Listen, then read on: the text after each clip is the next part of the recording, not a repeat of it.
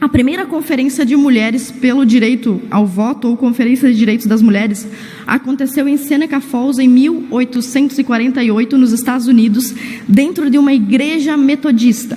Então, para ficar bem claro, o primeiro e único lugar que quis receber o movimento de mulheres para falar sobre direitos civis foi uma igreja. Então, não foi o movimento feminista quem recebeu essas mulheres, foram os religiosos. Ainda assim, mesmo nesse evento, em 1848, como vocês veem ali, uma citação de uma referência histórica sobre o período, nenhuma mulher se sentiu capaz de presidir esse evento de mulheres em 1848 e a tarefa foi aceita pelo esposo de Lucrétia. Todas as resoluções desse dia foram aprovadas unanimemente, exceto o sufrágio feminino. Então, lá em 1848, quando as mulheres começaram a discutir sobre os seus direitos e deveres, o primeiro voto da mulher norte-americana foi para decidir se queria ou não queria votar. E por mais engraçado que isso pareça, em 1848 as mulheres disseram não ao sufrágio feminino. Elas não queriam votar. Isso pode parecer até estranho, mas tem uma justificativa muito óbvia.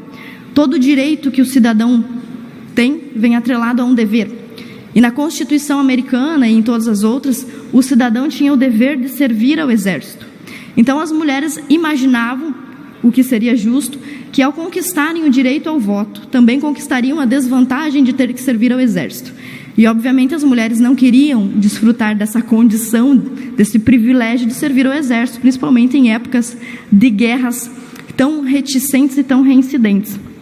Então, o que acontecia nessa época é que as mulheres não queriam votar porque achavam um ônus muito grande, né? Não valia o risco de ter que servir ao exército, correr o risco de morte, apenas para poder escolher um presidente. Pode passar, por favor? A mesma coisa continua acontecendo mesmo depois da virada do século XX. Isso aí é uma citação que vocês veem na tela de uma feminista que fala sobre o direito ao voto. Ela diz assim, ó: na Suíça, por volta de 1960, um dos países mais desenvolvidos do mundo, as mulheres ainda não possuem o direito de voto geral. Há pouco tempo, em determinado cantão suíço, pediram às mulheres para votar sobre a introdução do voto feminino e a maioria decidiu contra.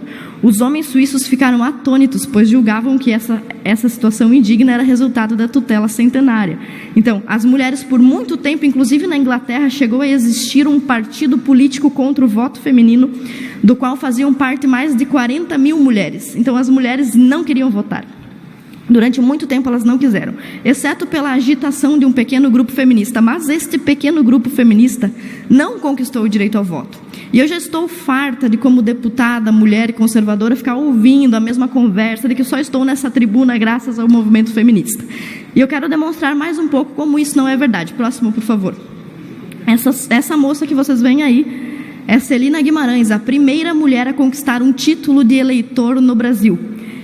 Enquanto a Celina foi em busca do seu título de eleitor, existia no Brasil um movimento de mulheres sufragistas, lideradas, por exemplo, por Berta Lutz. Mas esse movimento não conseguiu absolutamente nada. E a Celina conseguiu. E olha que engraçado, ela foi questionada pelo movimento feminista sobre como ela conseguiu o direito ao voto. E ela deu esse depoimento que vocês veem aí, ó. Eu não fiz nada, tudo foi obra do meu marido, que empolgou-se na campanha de participação da mulher e, por ser coerente, começou com a dele, levando o meu nome para o roldão. Jamais pude pensar que, assinando uma inscrição eleitoral, o meu nome entraria para a história. Aí ela começou a ser chamada para dar entrevista sobre como o movimento feminista libertou, e ela declarou: eu sou grata a tudo isso que devo exclusivamente ao meu saudoso marido. Esse é o depoimento da primeira mulher a ter um título eleitoral na América Latina. Próximo, por favor. Essa outra mulher que vocês veem aí na tela é Simone de Beauvoir. Ela é a mãe do movimento feminista, feminista de segunda onda. Escreveu vários livros, entre eles O Segundo Sexo, um dos mais famosos. E ela escreveu claramente que as mulheres só ganharam o que os homens concordaram em lhes conceder. Elas nada tomaram, elas receberam. Simone de Beauvoir escreveu isso depois que o direito ao voto tinha sido conquistado. Simone, embora fosse feminista, tinha clareza de que todos os movimentos feministas, e agora palavras dela, não passavam de agitação simbólica. Ou seja, as mulheres faziam barulho, passeata, mas não conquistavam nada em absoluto com esse tipo de barulho e esse tipo de protesto.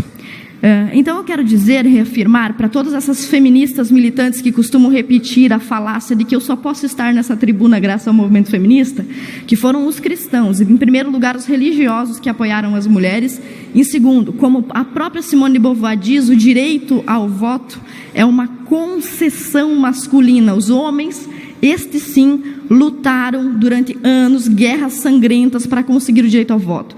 Nos Estados Unidos, por exemplo, os homens conquistaram o direito ao voto depois de 10 anos de luta de independência.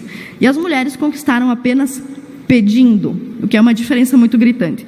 Mesmo nos Estados Unidos, quem apresentou a questão do voto foi um senador republicano, ou seja, um senador conservador. Aqui no Brasil também quem apresentou foi o cristão e conservador César Zama, que era médico, intelectual, branco, burguês, heterossexual e componente destacado da elite baiana.